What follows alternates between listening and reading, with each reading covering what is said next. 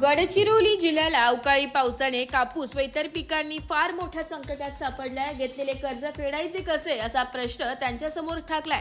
आपली अपविती सांगत काळे पडलेले कापसाचे बोंड व वापरलेले धान ठेवून आम्ही जगायचे कसे असा प्रश्न उपस्थित केलाय व नुकसान भरपाई सह कर्जमाफी करण्याची मागणी केली आहे। यावेळी सदर मागण्यांचे निवेदन चामोर्शीचे तहसील प्रशांत घोरुडे यांना दिले। यावेळी मिळालीच पाहिजे, कर्जमाफी मिळालीच पाहिजे, तालुका प्रमुख पाप्पी पठाण, सरपंच नंदा कुळसंके, उपसरपंच विठ्ठल आचेवार, अशोक मेळे, सपना मंडल, कपिल पाल, संतोष बारापात्रे, राजू एडलावार, अंतू तांगडे, छोटू दुर्गे, विजय बद्दलवार, विजय बहिरेवार, मारुती कन्नाके, विकास आदी जण उपस्थित होते। एस मराठी न्यूज साठी विदर्भ संपादक जावेद अली सय्यद, गडचिरोली।